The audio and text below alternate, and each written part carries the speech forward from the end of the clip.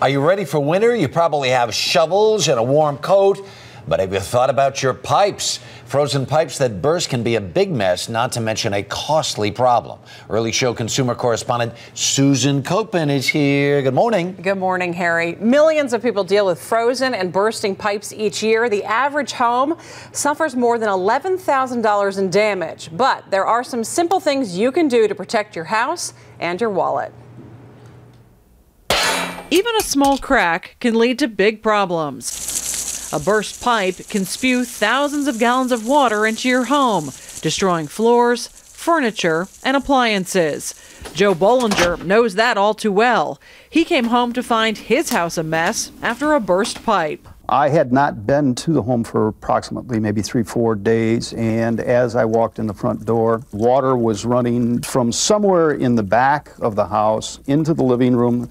The sunken living room, I actually was sunken now. How do you turn off your water? That was the message. STACEY Moss and her husband Jeff were on vacation when they got a call from a friend.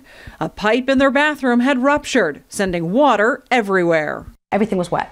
Everything. My basement, my den, my bathroom. The whole line, all 3 floors. Because it started upstairs and went all the way down to the basement. Plenty of families have their homes ruined and their lives disrupted each winter, all because of water pipes that freeze and burst. So if you leave for work in the morning at 9 and that pipe bursts at 10, when you come home at 5, you've got a big mess on your hands.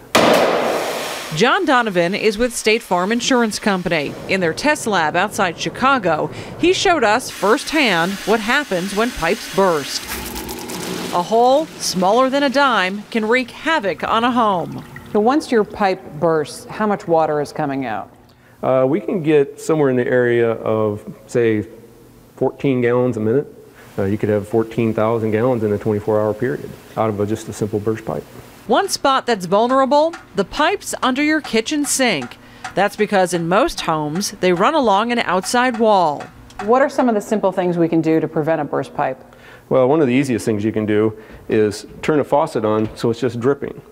And we need to get both the hot and the cold turned on, so you have just a bit of a drip. What that does is it allows the pressure to be relieved. And when the temperature dips outside, especially below 20 degrees, it's also a good idea to open up your cabinet doors. And what that does is it lets warm air get in and circulate around those pipes and help keep them warm. Typically, your room might be 70 degrees.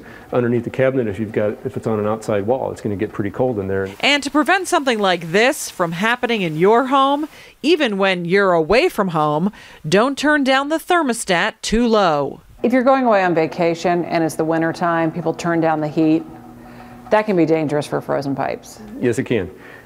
Typically, you don't want to turn it down below 55 degrees to help keep your pipes from freezing. This just goes right on here. And make sure you insulate your pipes, especially in places like the attic and in crawl spaces. We let water from this pipe run for about a minute. You can see just the kind of mess it can make quickly. We have water just falling off the edge. Typically, you would have carpet, or maybe you've got hardwood floor that's flowing onto now. And now it's starting to run through the cracks and go down into the basement or the crawl space or whatever else might be below. If it happens upstairs on the second floor, it's coming down on top of your kitchen or your living room. So that's a lot of water to be coming through the floor. The damage from a pipe that bursts in a flash can take weeks, even months to clean up. STACEY Moss says it took her a year and more than $25,000 to fix up her home. All from a little tiny hole. Tiny. And all in a couple hours. Just a couple hours time. And frozen pipes are not just a problem in cold weather areas like here in New York. Homes in warmer places are at risk too, because pipes tend to run through areas that aren't well insulated, like attics and crawl spaces. If you happen to get a cold spell, you might also get some frozen pipes as well, Harry. Not good. I've had it happen. It is just not that much fun. Pound of prevention, penny worth of prevention, worth a pound of cure. Help us save some money here. What are we doing? So the fixes that we talked about, here's how much they're going to cost you. If you want pipe insulation, this is cheap. This is like less than $2 for 6 feet. Wow. Okay, so now if you have pipes that are, bent and they're not straight, buy something like this. This is pipe wrap. This is $4.99 for this roll. You can get into all those nooks and crannies. And it's really easy to do, right? So easy. You can do it at home. You don't need to hire a professional to do this. And it even comes with a little sticky strip. clip so that once you get it around there, it's easy to wrap It's very closed. user-friendly. Yeah. And then caulk, $4. You're scaring me. Yeah, $4 for some caulk. That's cheap. And you run around it. It's like the weather stripping areas and stuff like that, especially with your windows, with your storm windows. Get that caulk on and you save so much money. You do. Just look in the basement. Look for all the little cracks and crevices and everything. And last but not least.